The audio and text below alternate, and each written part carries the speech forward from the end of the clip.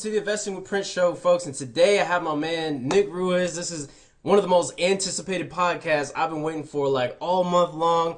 This is the cat right here that taught me real estate. It's been a pleasure to watch him on Instagram, blow up on Secret Entourage, see all of his things, hear his story, and to like read his book and actually have a physical conversation with him. So, man, Nick, welcome to the show, man.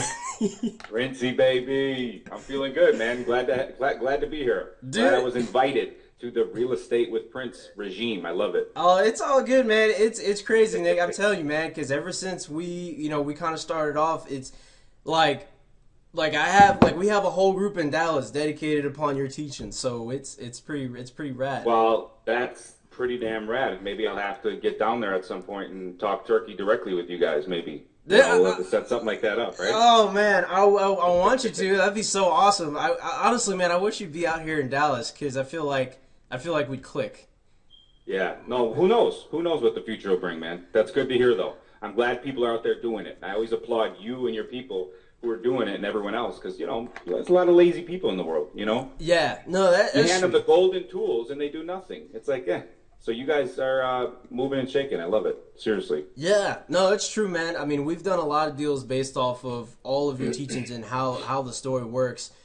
Fixing to get Facebook Live up here. But anyways, Sure. For those of you who don't know, Nick is basically a real estate entrepreneur. He teaches real estate entrepreneurship, mindset. If you follow him on Snapchat and Instagram, you'll see all of his content. So we're just going to pick his brain a little bit, and, we're going to get some tips and tricks on how we could be successful as well. So Yeah. Nick asked me specifically not to put a script on the show, so we're kind of flying off the dome. But Yes. it's all good. So Nick, man, I mean, what's I like up? raw conversation. Well, what's up is, this is fresh on my mind, success from scratch, okay? And this overarches real estate or anything. Real estate's a beautiful business. Let's start there, okay? For those of you who don't know me, in my late teens, I started in real estate from scratch, no financial backing, etc., no money. Built a multi-million-dollar net worth by my mid-20s. And then the big crash of 2008, the biggest crash since the Great Depression, forced me into bankruptcy. And then I evolved, adapted, and quickly bounced back into financial independence and real estate entrepreneurship. And I did some different things and tweaked some strategies so that I never had to worry about money or collapse or anything like that again. Listen, my obsession is evolution, Prince. Right. Success, creating a lot of success in a lot of fields, but it's evolution. Okay, and evolution double meaning the people who adapt and evolve, the economy will reward them. Just like Darwinian evolution in biology, meaning the animals that adapted to environments, nature rewarded that genetic strain, and they move forward as the strong breed. Adapt or lose, evolve or lose. That's how entrepreneurship works. It's a very survival of the fittest environment, and I'm obsessed with teaching people how to navigate the survival of the fittest environment. This isn't our mom's basement anymore, where people make you feel, she makes you feel good when you screw up. It's a vicious world out there, and it's survival of the fittest, but it doesn't have to be hard.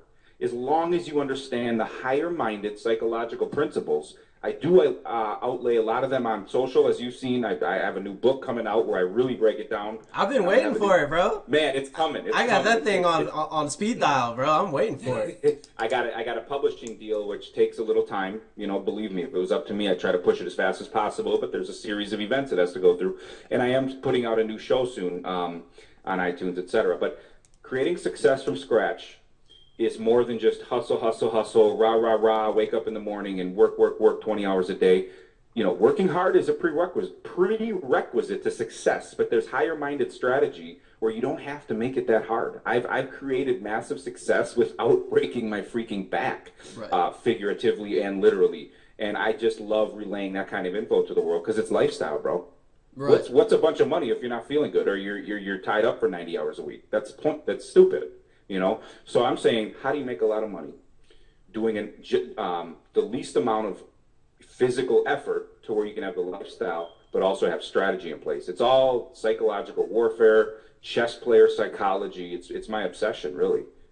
Right, man. That's awesome. Todd Fleming says Todd is waiting for the book. We got him It's on coming. Facebook Live. It's coming. No. The book is definitely coming. Again, since it's a traditionally published book with a publishing company, there's just kind of a series of events that have to occur instead of just me whipping it out there. True. No, yeah, that is true. I've heard about Yeah. like different tactics on the publishing of the book, but okay, so I mean, you're pretty much saying that in a dog eats dog world, you have to come up, or basically, it's either be killed or sink or swim, or however you want to make that analogy. So, Sure. you kind of alluded to getting ahead of the curve by making more money, correct? Yeah, well, freedom. We all want freedom. I Right. think everyone listening to our words right now is interested in freedom. Being free to do what they want, when they want, how they want, with whoever they want, their family, friends. They want to go to their kids' field trips. They want to, take their girlfriend to Disney World and have steak dinners. Everything. We want that. I mean, that's why you're listening to our conversation right now.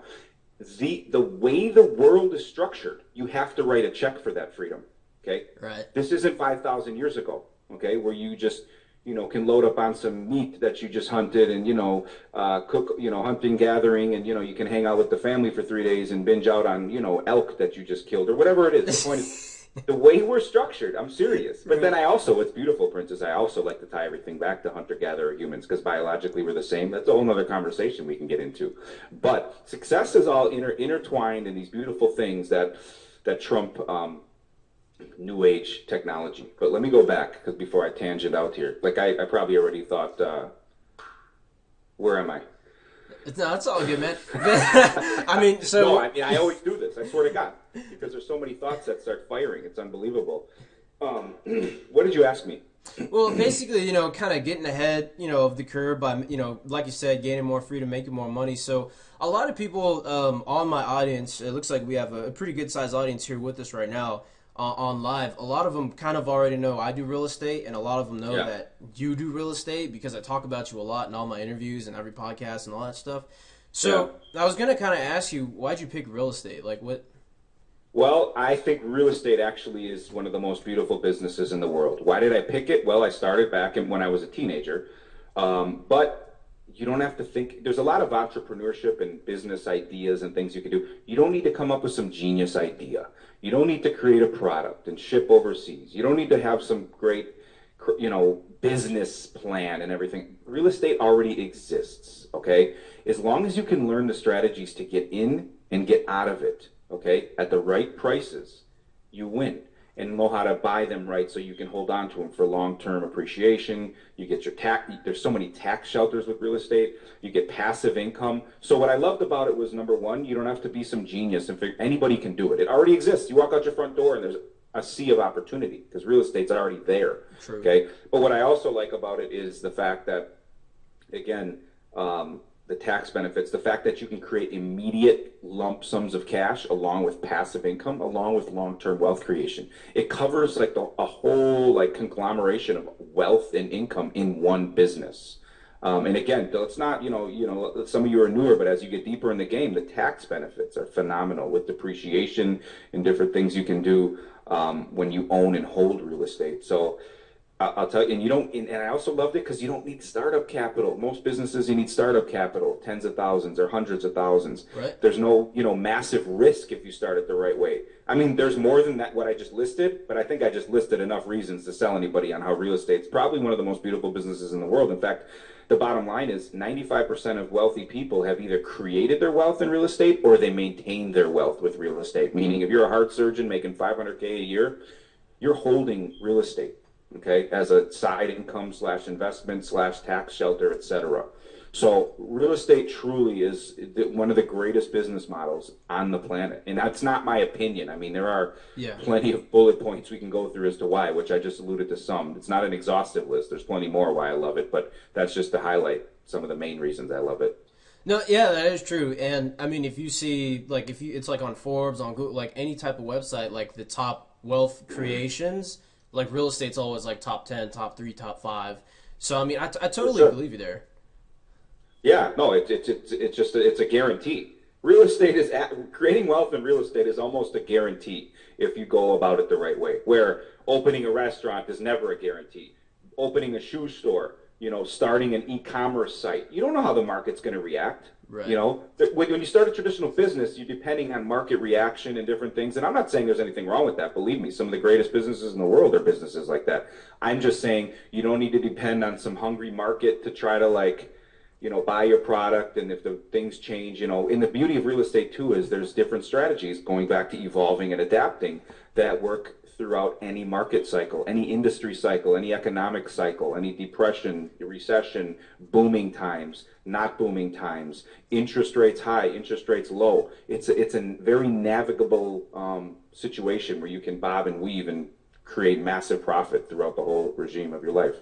Right, right. And kind of talking about those strategies, you know, a lot of cats here. I mean, like now that I've kind of been in the game, probably like a year and a half, I've saw all sorts of strategies. I've read all sorts of book, but I always go back to your book because it's like, okay, well, this is the most simplest path. Let's just do this. Now, you teach 3 methods. You teach wholesaling, rentals, and rehab. I mean, do you teach anything else outside of that, out of curiosity, or? Well, I think my main teaching. I mean, I've been involved in other types of transactions. Yeah, like lease options or whatever. Just out of curiosity. The main thing I teach is the single family triad, which is wholesaling, rehabbing and selling, and rentals. Okay, and the beauty of that system is you can jump into it with zero cash, zero credit, with zero experience, make tons of money, and start rotating your dollars throughout the single family triad. Okay, and I really noticed a lot of things I do I take for granted because I know them so well. That's one of the dilemmas sometimes with teaching is because I never, you know, I'm in my mind, you know, but I teach a lot of the beginner concepts. But what I'm saying is I realize I like to zoom out and analyze myself. I mean, I feel like that's how I truly grow, where I see myself from a really high point of view and zoomed out point of view. And I'm like, this is the single family triad. This is what I'm doing. I just did it. You know, I didn't name it the single family triad. It's just what I did. You follow you see where I'm going? Yeah. And then all of a sudden I'm like, that's what this is. Like I'm wholesaling, I'm making a lump sum, I'm rehabbing and selling, I'm making, you know, 40, 50 grand on this deal, whatever. And then all of a sudden I'm paying cash for a rental or, you know, holding on to real estate. I'm using that capital to go here. And then those rentals start building up passive monthly income. And I'm using those rents to pay for more rentals or those rents to pay cash for a flip. And it just, the point is round and round the money goes. Okay. Wow. Saving money is stupid. Wow. Anyone who says save your way to, like, you got to save up your money for retirement. The only reason I save money or like stack it in an account is to deploy it at the next opportunity. Right. Okay. I might stack funds and then boom, shoot it out. Okay. That's how wealth is created. That's how I manage my money. You don't save money for retirement. You lose. Yeah. You cannot beat inflation and other external forces. Your money dies in the bank. Okay? Yeah, the bank is the holding place for execution on the next deal / opportunity / whatever it is to make it grow. Period. No, I mean, and you're telling the truth with the inflation because what that basically says is that the dollar is actually depreciating in value, quote unquote, because of inflation. Yeah. So you mentioned, I mean, you're pretty much mentioning wholesale and rehab and rentals. You know, a lot of questions that I get, especially like on Instagram or Snapchat or whatever, is how. I mean, how? Well, wholesaling is a beautiful concept. Okay. Again, because it requires no cash, no credit, and no experience in real estate. I mean, I've taken people who don't even know what the word wholesaling was. They've never owned a home, nothing. And within 30 days have a $10,000 check in their hand. I mean, that's the beauty of wholesaling. Can you get into rentals and rehabs without cash or credit? Absolutely. I just always like to, I do prefer the path of least resistance in entering real estate, and the single family triad, and wholesaling is that. It's just a matter of filling out some contracts and negotiating and calling a few people. I mean, and looking at a few houses. So, you know, the synopsis of wholesaling is you market to motivated sellers. Okay. The first thing is you get off market deals. Everyone thinks you go on MLS and you find foreclosures. Well, who the hell isn't doing that? You can't win. You're one sheep in the middle of a herd. You can't win in anything you do when you're in the middle of a crowd. Right. You market to motivated sellers. They call you. You negotiate, and this is conceptually, it can't get simpler. Wholesaling is conceptually So simple, it's unbelievable. And obviously, you've done many wholesale deals, so you understand that. You find a discounted deal, you put it under contract to purchase. You don't buy it, you just put it under contract to purchase. That's how real estate works. It's not like buying a car or buying a pair of shoes where you say, here's the money, and they give you the keys. You put a contract to buy it where, hey, I agree to pay $50,000 for this house, you agree to sell it to me, and we'll close in 3 weeks or 30 days, whatever it is. In the meantime, while you have that under contract for $50,000, you know it's deeply discounted. You have a buyer's list, which I show you how to get. You have a group of cash buyers who pay cash for homes to flip them or keep them or whatever they do. And you find someone to pay $58,000 or $60,000 for it in the meantime. And as soon as you lock someone up at, let's say, $58,000, they put together a contract for $58,000. You sandwich those contracts together, 50 and 58. You pocket the difference, $8,000. You need it in. Okay. You don't need a bank. You don't need to get on your hands and knees and beg a banker to give you money to finance anything. Right. You just put together two of the right parties. Someone who needs to sell and sells at a discount, and Johnny Buyer, who loves to buy discounted homes, fix them up and sell them. Maybe it's worth 120 when it's all fixed up. You know, he buys it for 58, puts 30 into it to remodel it, and then sells it for 120 and makes himself 30, 40 grand, whatever it is. Okay, which is great. You made a fast 8, he does the rehabbing and picks up the bigger profit, and round it goes. Or maybe he buys it, cleans it up, and rents it out for $1,000 a month, and he's looking for a return on his money that way. You know, those are your two main types of buyers you're going to flip to in a wholesale deal. Rehabbers who rehab and sell, or, you know, people who fix up and hold on to properties. Okay. Conceptually, it can't get simpler. That's how you get in the game. Then you take that $8,000, you roll it into more marketing, and scaling you go. And then you start getting into, you graduate into rehabbing and selling, where you can start making tens of thousands or even 6 figures I've made on some rehab deals. And then you start rolling that money into rentals that pay you monthly, build your wealth, give you tax breaks, et cetera, and you go round and round and round. I'm telling you, you master that single family triad, you and your descendants don't worry about money anymore, period. Wow.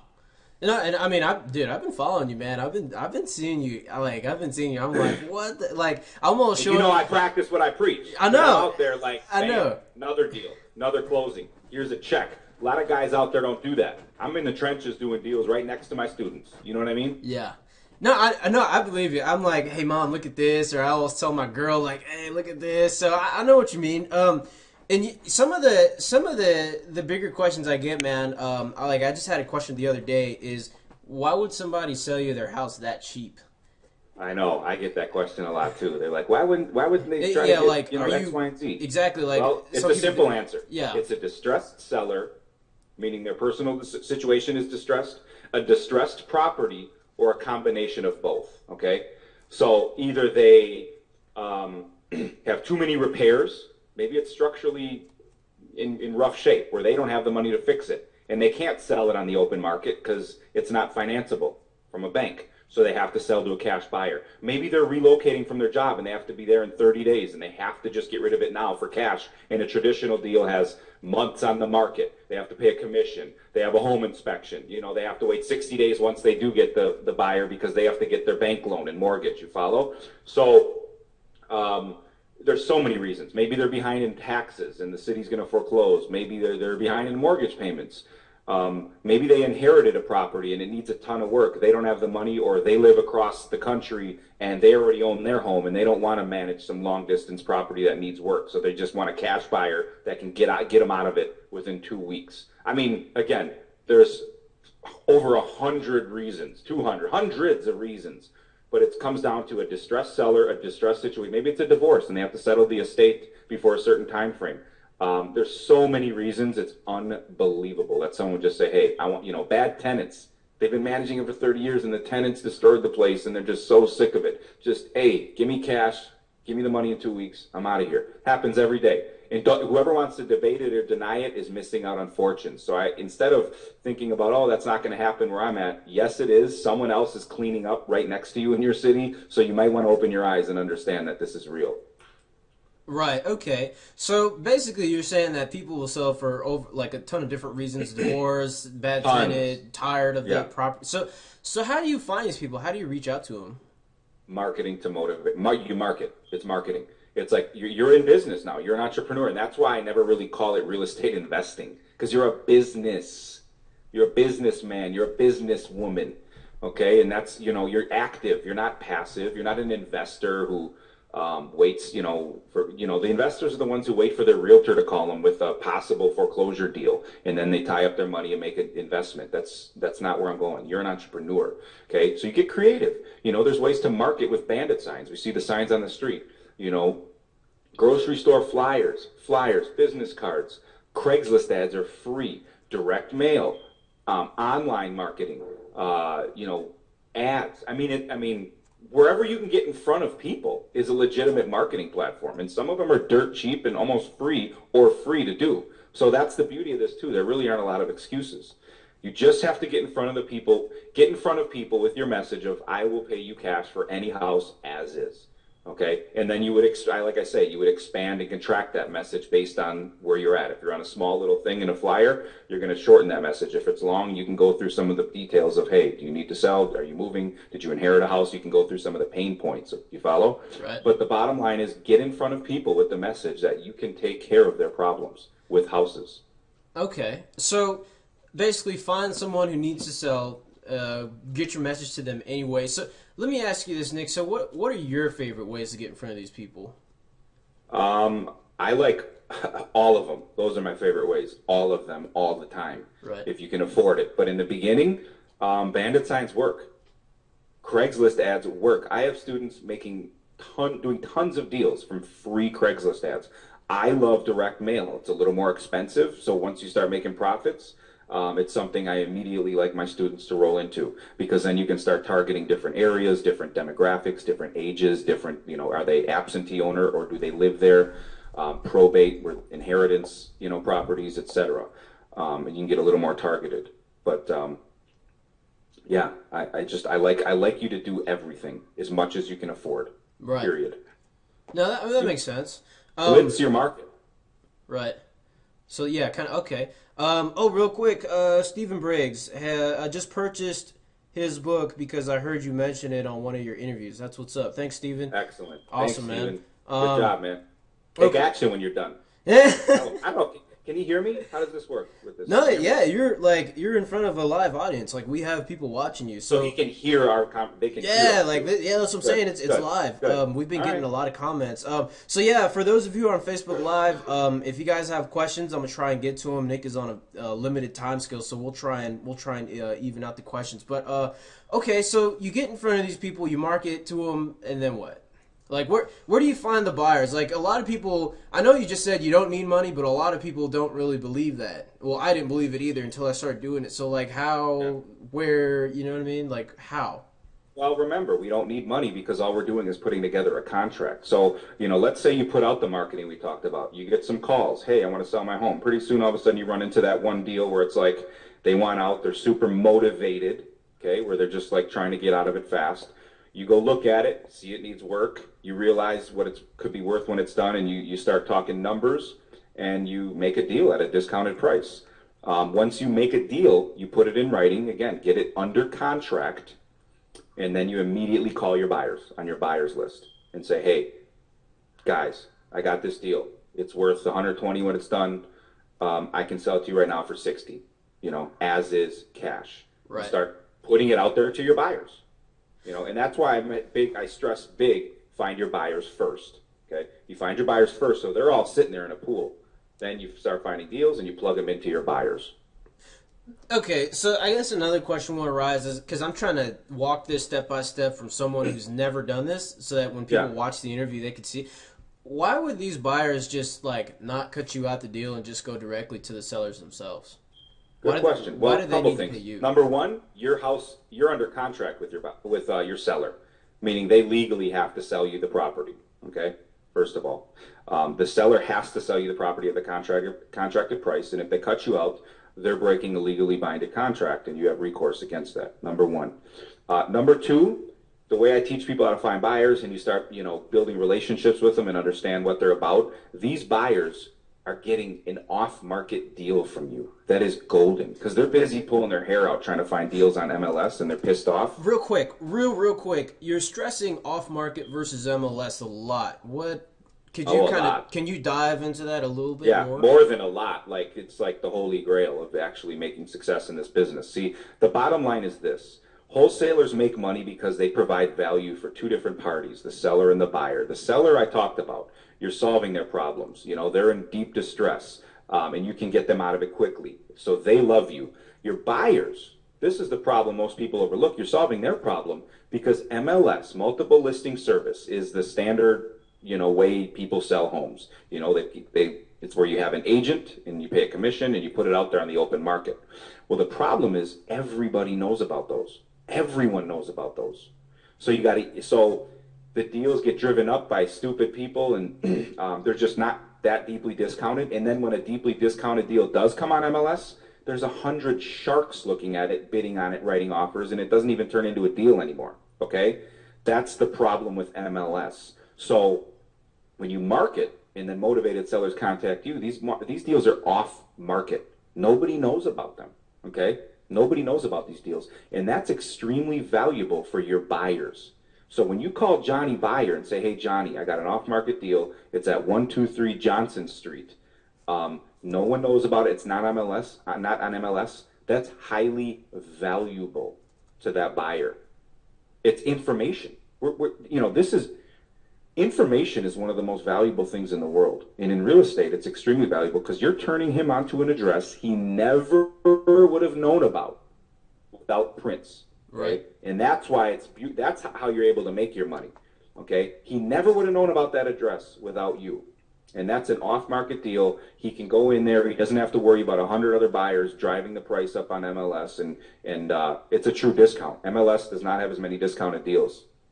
That's true. So it's very important that you master the art of finding the deals off market. Everyone's looking on MLS. That 95% or more of the people in your town that are real estate flippers and house flippers and all those guys, they're all looking on MLS. True. And I teach people, and just in all success teachings that I teach, whatever the masses are doing, you want to go the other direction. Everyone that's created success in any industry stayed away from what the masses are doing. Wow, that's very powerful information, dude. Like, you're getting me hyped now. I want to go out. I want to put out my signs. I got like 1,000 of them left in the garage. Hammer them out, baby. I'm ready to hit the 1,000 streets. signs tonight, all night. Princy boy up there. Bop, bop, bop, bop, bop. Yeah, no, they'd be out there, man. I got some funny stories about that. But okay, so now we've talked about marketing. You find a buyer, why you're valuable to that buyer, and why the seller gets a deal. Okay, so who are your buyers? Like, what? I mean, like, are they just some cats that just want to buy a messed up house? I mean, they're usually two people. Could be more, but the main group of buyers are people who pay cash for homes, fix them up, and sell them, rehabbers, or they buy them, pay cash for them, fix them up, and keep them, like landlords or rehabbers, which are the other two parts of the triad, by the way. Landlords or rehabbers are your main buyers. Okay. Period. I mean, once in a while, you might find a cash buyer that's going to actually move into the property. Doesn't happen all the time. I wouldn't depend on that or count on it. But so your main buyers are those two types of cash buyers. Okay. So you got landlords and rehabbers. Okay. So, so this is kind of switching gears off of real estate a little bit. And we're gonna come to a close here about shortly. Yeah, tell me. What would you, I mean, for someone who's starting out, man, I mean, because, a lot of people see the checks in the group and the Instagrams, and I still get the questions all the time, hey, is this real? Is Nick real? What would you suggest to those people? I'd say, look at me, look at my students. I'm very open about the deals I do. I'm very open about the deals my students do. And when I do post testimonials on Instagram, I tag the student. So you're free to go talk to them, ask them. You know what I mean? It's not, I don't hide behind anything. I consistently do these deals, and I consistently help people do these deals, and I make it very transparent. In fact, I'm opening my academy soon. I suggest people get on the waiting list, where I show behind the scenes of me doing deals, meaning, they get to see behind the scenes of how I walk through properties, how I talk to sellers, along with video lessons, a private Facebook group we just are rolling out. But yeah, I mean, I have too many successful students now for it to be deniable. I mean, that's just the reality of it. So many people have benefited from the information and changed their lives. I have mountains of testimonials on my website, on Instagram. I post them, all over the place. YouTube, you go to my YouTube channel, you'll see me interviewing stuff, interviewing people. So this stuff is real. This stuff is real, and it's life changing. Right. I mean, it Okay. changed your life. I mean, look at your life. Could you imagine your life without this information? What would you be doing? Right. Turning around and putting your head through that wall right there. Well, man, hey Nick, I appreciate you being on the show, man. Any more questions? Do we have any quick? Maybe I'll hit another live question or two, or no? We do got one actually. Alex says, from those cash buyers, how does the wholesaler get paid from the cash buyer? Okay, good question. At closing, you'll find a title company or a closing company, escrow company. Some states are attorney states, meaning an attorney closes the deals. It's all the same.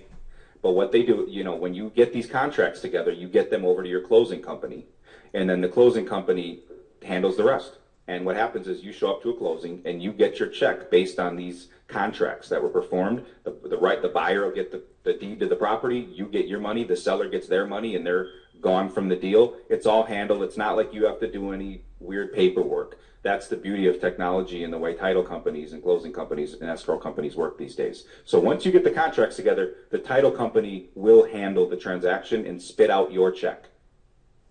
Well, that's easy enough. Yeah, very, very simple. Walk in, walk out, check in hand. Walk in, walk out. Okay. From their trust account. Yep. From the trust. Okay, he says, any tips for Stephen Briggs? Any tips for talking to the sellers? Yes, build rapport. And what do I mean by that? I mean make them comfortable with you. And guess what? If you're not good at sales and everything else, that's okay.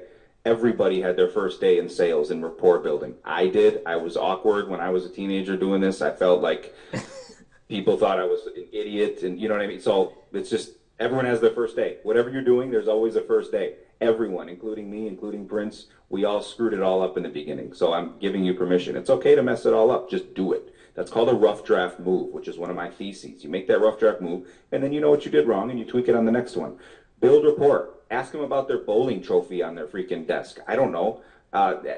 Point out their picture when you walk through their house. Oh, nice. You guys went to Disney World? How was that? I went to that one ride, and it was beautiful. I don't know. Make friends with the guys. You know what I mean? Talk to them. Right. Just BS with them, okay?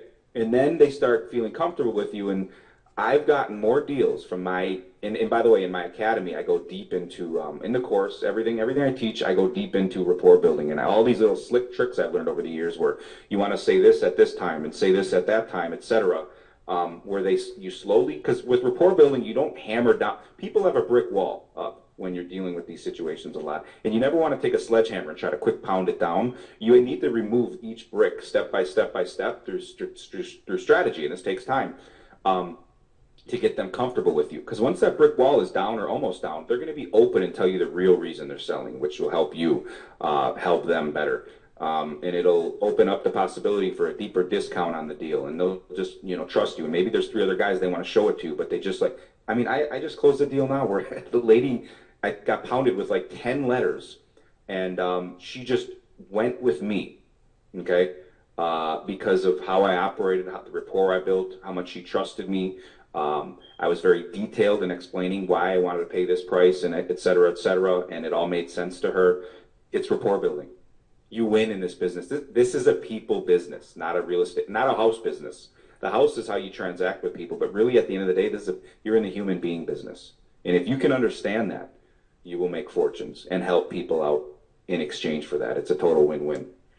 Damn, dude. I'm ready to hit the streets tonight, man. Hit the streets, Fritzy, baby. Okay. Cool. Well, I mean, I don't know. Are you kind of time up thing or? I got maybe 2 more minutes and then I got a jet. I got a couple things lined up today. All right, we'll get one more question in. Sure. Alex, again, so when you get a contract, do you upsell it to the cash buyers? Do I upsell it? Not sure what you mean. It's pretty simple, Alex. What you want to do is you just get one contract with your seller for a certain price, and then you bring a higher price to your buyer. It's just that simple. So if you lock up a house for $50,000 with your seller, you agree to pay 50, they agree to sell it to you for 50. Anything above 50 is profit for you. Okay? So if you got a super deal, you could tack on. I mean, there's wholesale deals where you can make tens of thousands. Okay, but you mark it up. So you go to your buyers and you say, hey, I need 59 for it. Okay, and then if you lock it up for 59, you have a $9,000 profit. Okay, so that's really how it works. And then they put together a contract with you, or an assignment of contract. We don't need to get into the super deep specifics, but the bottom line is to keep it simple. You have you have an agreement with your seller and you have an agreement with your buyer. And the difference in those numbers is your money that the title company will pay you at closing. Super simple. Super simple. Okay. Okay. Well, Alex says, yeah, that basically answers his question. Good. All right. So I'm going to be very respectful of Nick's time. I know he has more deals to get today. So everyone, I appreciate y'all pushing in your comments. If you guys have more questions, go get the book Flip by Nick Ruiz. It's up on Amazon. Follow him at Alpha Home Flipping. On Instagram, Snapchat, I believe is the same thing, and just Snapchat, Real Nick Ruiz. Instagram, Alpha Home Flipping. YouTube is youtube.com/Nick Ruiz Entrepreneur. I don't know if you have show notes. You probably can put all this in here. And then my main website, alphahomeflipping.com, where I have a free bundle for you. If you give me your email address, I give you a bundle of things for free that explain a lot more in detail what we're talking about. I'd love to help you. I've helped a lot of people. I appreciate any questions you guys have had. I appreciate Prince bringing me on the show. Prince is doing a lot of beautiful things, and I love the action he's taking. He's a great leader. I'm sure you guys look up to him, as you should. Seriously, all BS aside, he's a great leader, and I know you guys are looking up to him. And I appreciate being surrounded by leaders that I'm able to work with, like Prince over here. So congrats to you, and I thank you again for having me on your show, man. Hey, no problem, man. This has been I'm shaking right now. So, but anyways, guys, so that was Nick Ruiz. If you guys have any questions or comments or want to review the show, it will be up on Facebook Live. I'll post the podcast here in a couple of days. And if you have questions, you guys got his contact. Hit him up. Hit me up, and as Prince knows, I'm very responsive on Snapchat and different things like that. And by the way, the new book will be out soon, which is over and above real estate. It's based on creating success from scratch with a lot of higher-minded psychological principles, and that's going to be exciting too. So, as I'm obsessed with this stuff, you know what I mean? Success, entrepreneurship, real estate. I love talking to people about it, helping people with it. It's a beautiful thing because it really, when you have financial independence, life is a lot easier, and that's my mission, to help as many people get there as possible. And you have to write a check for it, like we talked about in the beginning. You have to pay for freedom. If you want to wake up and do what you want, you need cash money. Period. There's just no other way about it. That's the way this world was structured. I didn't make that rule. That's the rule that just exists. True. I didn't create that. You just have to play the game. True. Well, all right. You heard him. Play the game. Purchase your financial freedom with cash. Get started today. Bingo. Yep. But all right, guys. So that was Nick. Oh, Brandon Schultz says, "What up, Nick?" I think he sent you a check picture the other day. Brandon. Okay. Yeah, Brandon Schultz. What's his name? Brandon? Yeah, Brandon Schultz. Oh, hey, Brandon, what's up, buddy? I'll look at it. I'm sure I responded. There's a lot going on. But I like to make sure I respond to everybody. So thank you, Brandon. I'm sure we'll be in touch soon, boss. I really do. All right, guys. Well, that was Nick Ruiz. All of the valuable time he gave us today. I hope you guys got as much value as I did. I took a ton of notes. I always do when Nick speaks. So, but anyways, guys, that was Nick Ruiz.